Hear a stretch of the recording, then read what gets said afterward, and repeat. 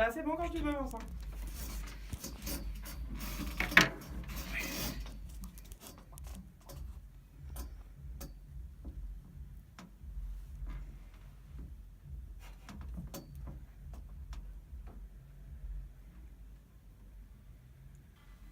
Moi, quand je suis sur mon ordinateur branché au laboratoire sur un bel écran, je travaille beaucoup. Je vais aussi et surtout beaucoup sur Internet. Surprenant, n'est-ce pas? Et je regarde beaucoup les actualités en guise d'articles pour me réveiller, ainsi que plein d'autres choses que je ne dévoilerai pas tout de suite. J'ai donc choisi de vous présenter des actualités de thématiques qui peuvent vous concerner. Et avec une pointe moralisatrice, je l'avoue. Les beaux jours arrivent. Une star, future idole de nos enfants ou petits-enfants, qui sait. Depuis 7 ans, Michael Lechantre marche pieds nus, adepte de barefooting, pardon pour mon anglais, traduisez marcher pieds nus. Il avait saisi le tribunal administratif de Besançon après s'être vu refuser à plusieurs reprises l'accès à la citadelle de la ville, réclamant l'abrogation du règlement intérieur du monument classé au patrimoine de l'UNESCO. Jeudi, le tribunal a rejeté son recours.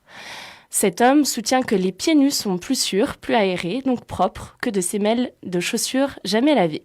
Lors de l'audience, il déclarait « Je ne nuis à personne en étant pieds nus, je demande juste qu'on me laisse vivre ma vie ». Pour les adeptes du barefooting, soyez rassurés, il parlera en votre nom à la Cour européenne des droits de l'homme. Il souhaite obtenir une jurisprudence pour que tout le monde puisse, comme lui, marcher librement pieds nus.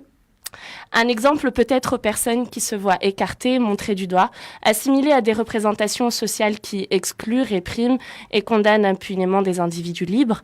Avons-nous le droit d'imposer notre perception sur celle des autres ? En tout cas, si vous voulez visiter la citadelle, moi, je vous y encourage volontiers. Autre thème qui nous rapproche, outre l'usage de nos pieds, revenus, éducation, la France arrive à la 28e place sur 35 dans le classement de l'UNICEF sur les écarts entre les enfants les plus pauvres et les enfants moyens dans les pays riches. Notre slogan qui nous tient à cœur, liberté, égalité, fraternité, contribue néanmoins à nous donner espoir. La France, oui, a des progrès à faire pour favoriser l'égalité entre les enfants. Mais, classé juste derrière la Pologne, l'Hexagone se place devant la Belgique, la Slovaquie, l'Italie ou encore la Turquie. Très loin des pays nordiques et vous vous en doutiez, Danemark, Finlande et Norvège qui occupent le haut du podium, mais on est quand même pas mal. Et dans le même thème, mais au plus haut niveau académique, je tiens à vous raconter une petite histoire. Elle a été beaucoup relayée en Tunisie. Un jeune docteur de nationalité tunisienne, Montassar Taben, a reçu le prix de thèse de la Fondation Flaubert pour sa thèse intitulée « Optimisation de la performance, évaluation et analyse des réponses physiologiques en sport de combat ». Tout un programme, préparé en France à l'université de Rouen, Normandie. Et comme tout docteur, cherchant un emploi, il décide de retourner dans son pays, la Tunisie, et il apprend qu'il reçoit 1-0 au concours national de maître assistant, l'équivalent de la qualification maître de conférence en France.